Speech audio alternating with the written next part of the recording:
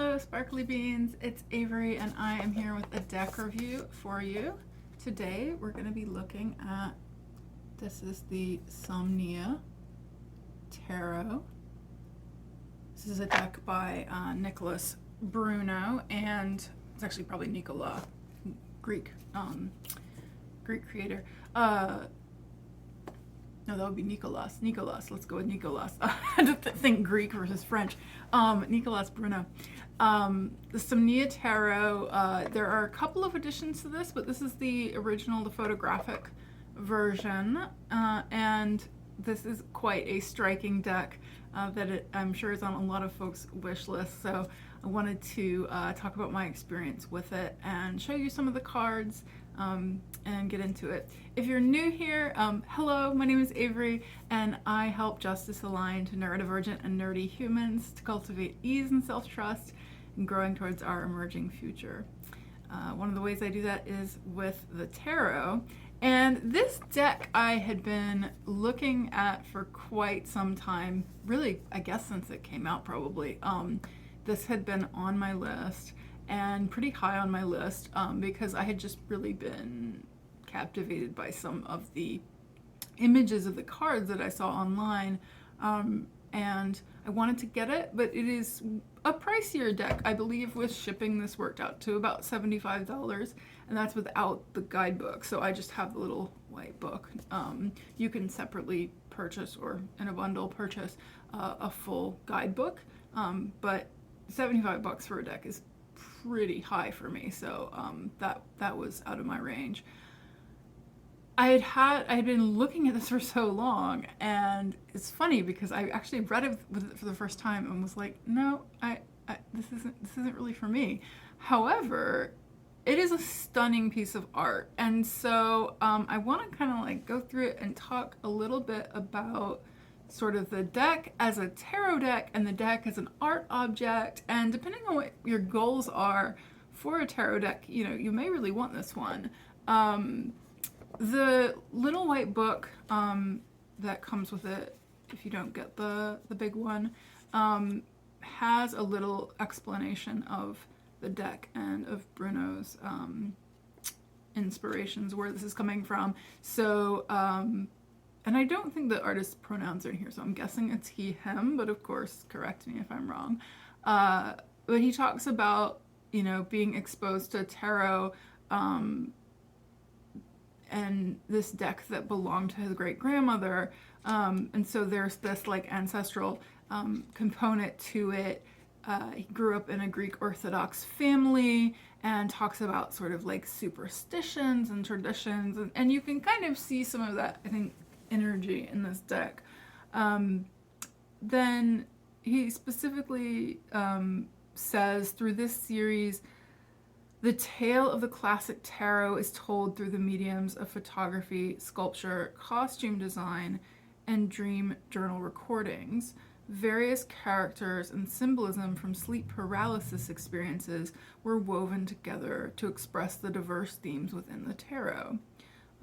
He started this deck during COVID, the early stages of COVID, and all of the photography was done within the marshlands and shorelines of Long Island, New York. So I thought that this was worth calling out because there is this kind of weaving in this deck of a particular point of view, you know, coming from a Greek Orthodox background, and some of the kind of, you know, as noted, like superstitions being a part of life. You can kind of feel some of that energy, I think, in the deck, as well as talking about the sleep paralysis. So I thought that was really interesting because I suffered from sleep paralysis for a very long time, didn't know what it was, didn't know whether it was normal or not, etc. And if you're not familiar with sleep paralysis, they are these episodes where basically your body is frozen. You can't move, but you can open your eyes. And so it's really creepy because you're technically sleeping, but you can see. And I think it varies from person to person. For me, It's like I open my eyes, I'm aware that like my muscles are locked up and I'm still dreaming, but I can see. So I'm like taking in my environment, and I will often like, I'll hear like real sounds, and I will think in my head that I'm screaming for help, but I'm not really screaming for help. So it's a very disconcerting experience. And a lot of people who have sleep paralysis will see things like demons at the foot of their bed or other like really disturbing images. So I think knowing that was really like helped me to understand sort of where the imagery in this deck comes from. So I will just note that some of the imagery in here is fairly confronting. So just a little like warning on that. But here is the cover. So lovely, really nice box. It's got like the gilding and everything. And like I said, it's just this if you don't get the full book.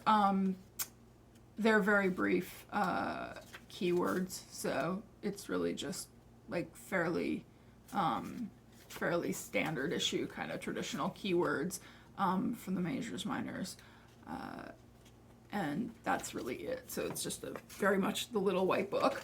The cards themselves are pretty decent stock. I've got these separated out because there are some particular cards that I want to show you. So it's kind of it's not a high gloss, but there's a little gloss on them. So I don't know the technical terminology, but it's a fairly fairly chill gloss to these cards. You know, they're pretty standard size, so they feel good to shuffle. And they are all photographic. Trying to find where I divided these up to show you things. They do have a border, but it's not a little mixed up. It's not a particularly frustrating border if you're somebody who dislikes them. There we go. So yeah, you can see it's a fairly thin border and a straightforward card title, so that's always nice. So the photographs will actually do. I'm gonna show the ones that I like, and then I'll show you the ones that I didn't like as much. So the photographs are they don't really show faces. So they're a mix of, a lot of them are from behind or like a kind of profile where you don't really see the face. And then a lot of them are like that cover image, some version of the covered up like canvas kind of over the face. And so if you've seen this deck, that's the like really kind of memorable thing about this one is you'll recognize those like canvas with the kind of rope look. As I mentioned, these are the shorelines and marshlands of Long Island, so there's a lot of water in this deck, a lot of earth in this deck, and they're realistic photographs. I mean, they're interesting because these photographs are clearly like staged, like they're set up in physical reality, but then there's an element of, I would assume, digital manipulation. So some of the cards that I did like to start, so I'll just say, first of all, like as an art object, this deck is gorgeous. It's absolutely beautiful. And I'm very much somebody who's fine with confronting imagery. You know, obviously if you're somebody who isn't, this would not be the deck for you, but, I do enjoy it. There's a lot of tarot decks that deal with kind of the dream world and subconscious, so obviously it falls within that landscape, being inspired by sleep paralysis experiences, and it's very much like a subconscious deck. It could be good for shadow work, for dream work as well, but it's fairly, I would say, like I didn't find this deck to be very balanced. Like there isn't a lot of feeling of like vibrance or movement in any of the cards. And so, you know, to me, it has a very like still feeling. And that's just something to keep in mind. But as a tarot deck, you know, I like there to be a little more balance personally. There are some interesting associations though. Like, so this is, for example, the Six of Swords. I find that really cool. You know, it's traditionally, this would be a boat moving away from shore to shore, but you have this hot air balloon and you can kind of see the swords are the thing that are making the ballast slowly fall out the sand. So I thought that was a cool like feeling of lifting in that one. This Five of Coins. So this person is like trapped in the barrel, but they can't see the coins above them. So a lot of the cards do, I think this is a good example, do take the traditional Smith Rider Waite style imagery, and they're doing something totally different, but it's still conveying that conceptually. So instead of the people in front of the church here, you've got somebody, you know, in this barrel, but you still have the element of, you know, I'm in a tough spot, but I'm not looking at what is actually right there available to me. You know, Two of Coins has this balance. So again, like they're visually very different, but they're also very much the same general feeling. There's a lot of the cards have this kind of setup with a rope and like something hanging from a scaffold that like it honestly, I'm just gonna like a warning, some of this has sort of a feeling of like a hanging. So like I don't think there's anything that's like super triggering to that, but there is kind of a vibe of that. And that was actually something that I didn't love, like the fact that it keeps repeating through the cards. But this is an example where I think it is well done. This is the Ten of Wands, and you can see that it's kind of like, so the figure here at the bottom, right, they have the rope around their waist, and if they move, then the chandelier will fall on them. So it's kind of this like physics trick, and some of the cards have this like really interesting staging of the photography. Like you can tell a lot went into kind of figuring it out, that like the physics of the environment here, this sense with the Ten of Wands, right, where everything is kind of such a burden. It's like they're holding this up, and if they move, it will fall on them. Excuse me. Let's see, this one. So the Devil I showed a second ago. So this is one of the ones with that canvas covering. I like the way the ropes are, you know, just sort of laid over them. So it really has that sense of like, you could get away if you just got up. And I like that a lot in a Devil card, because I'm very much don't find the devil itself to be, I don't find the devil as a figure is not a problem. The devil is actually like a pretty liberatory figure. It's the way that people are trapped by their perceptions of what is like immoral or bad. So I thought that did a really good job of that. This one, so what, like I said, there's not a lot of movement.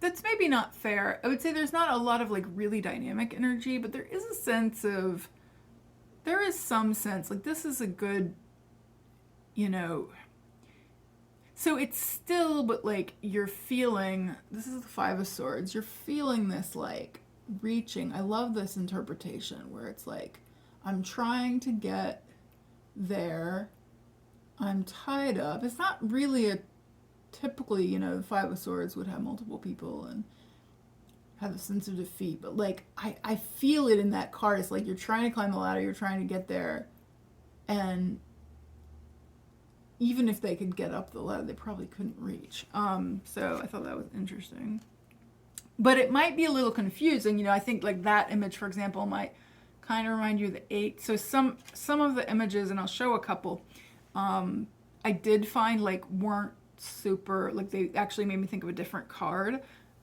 but they do have a clear caption, a clear heading, title, that's the word I'm looking for, a clear title, so like, you know, maybe that's not so much of an issue. Four of Swords. And this Magician I think is kind of cool. Like that like sense of possibility.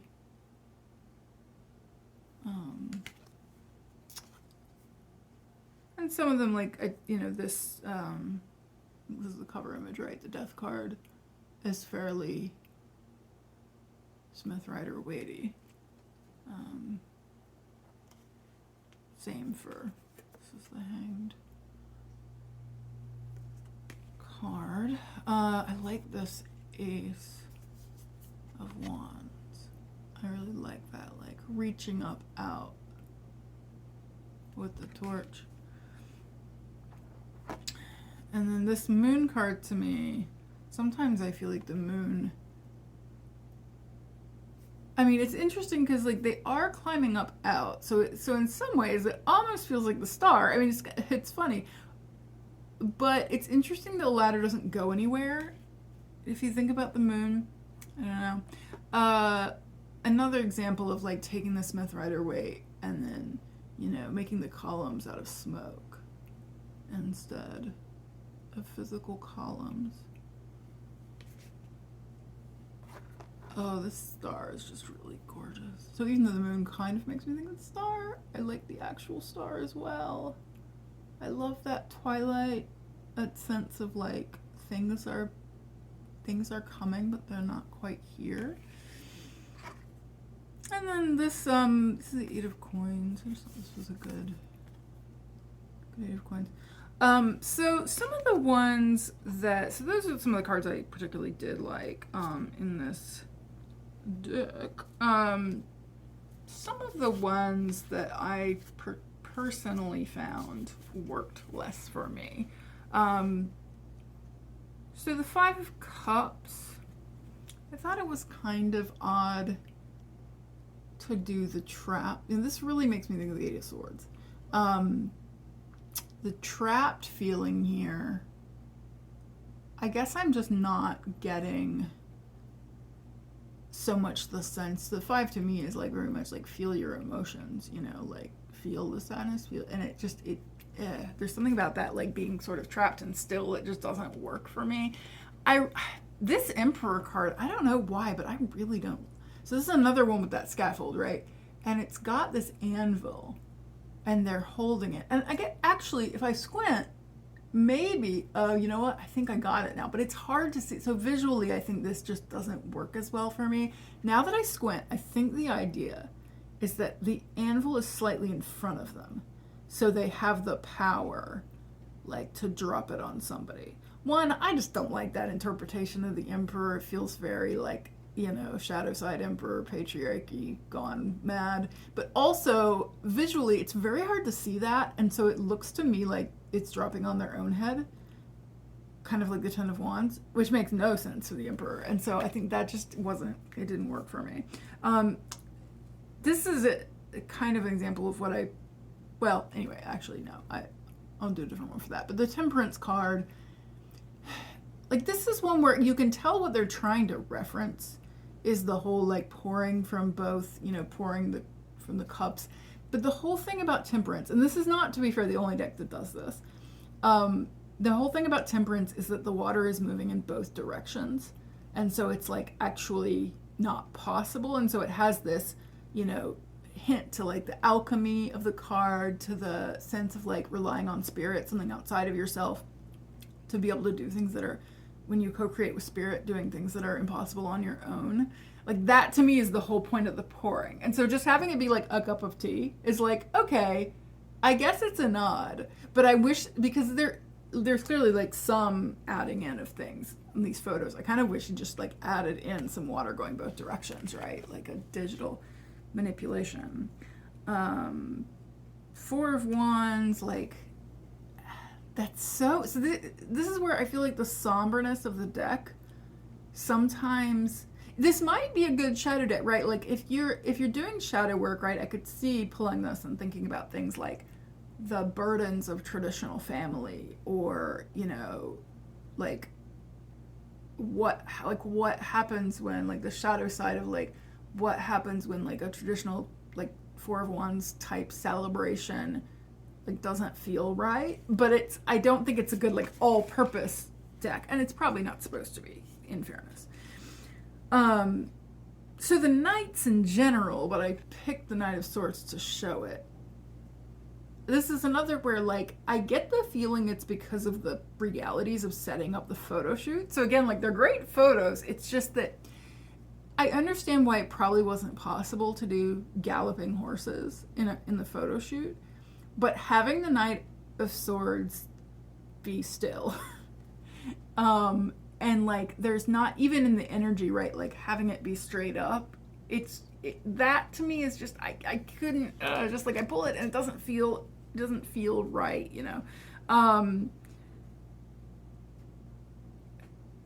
The Hierophant, I don't know. I guess I'm just not getting much out of it. Some of these also, like, this is an example where it just doesn't, like, I don't get much at all, other than there's a person sitting there. Like, Queen of Cups, you know, there's the, like, nod to water, but I don't get an energetic sense. Like, she seems kind of detached from the water, which is strange to me for the Queen of Cups.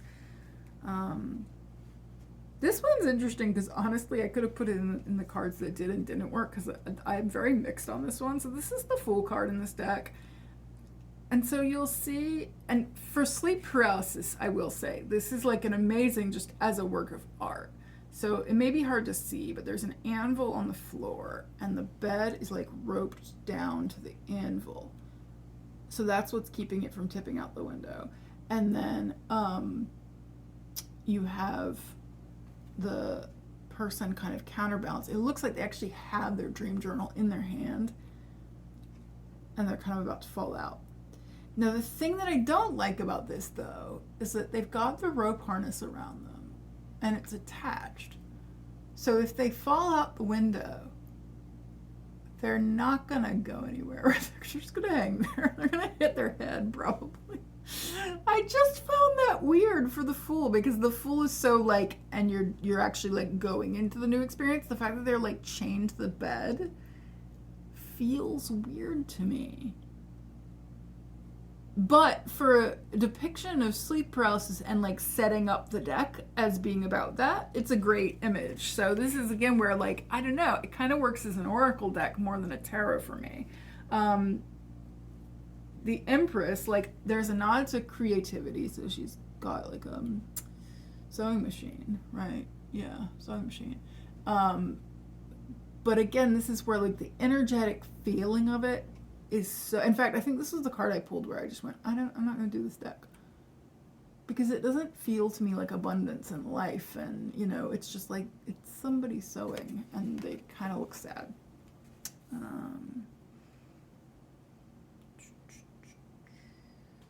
I'm going to do this one again. Like, there's not a lot of joy in that image. Anyway, so as you can see, I think my overall take is that, you know, it's a gorgeous deck, and these images are very evocative. And so, like, you know, you can absolutely use this as an oracle deck for sure. And I think you can use it as a tarot. It's just that if you're a visual reader, I think a lot of these cards to me I would need to form, like, a different interpretation of them just for this deck. And I think I would probably just honestly read the images more than I would read, you know, as a tarot. But I do applaud Nicholas Bruno's creativity and the way that this deck, you know, really brings in some of that, like, feeling of sleep paralysis, some of that subconscious energy, a very particular sort of, like, visual style and vibe. So if you're looking for something like this, like there aren't a lot of decks out there, right, that have this exact vibe. There are a lot of dream and subconscious decks, but I think this is very unique. So, you know, see what you think. But I would just note that, like, I found some of the images, you know, striking on their own, and then realizing, like, oh, there's like 5 different cards with the scaffolding setup, or there's a lot of cards with this canvas thing. If that doesn't feel good as a visual theme throughout the deck for you, then this may not be the deck for you. So that, again, was the Somnia Tarot by Nicholas Bruno. It is still available. I believe that also available is the illustrated edition, which is the exact same thing, but instead of photos, it's all art. It's not sketches, but, well, they're color sketches, I guess, but drawings. That's the word I was looking for, drawings. So that is also available. I believe it's the same price or similar price on the artist's website, so you can check that out.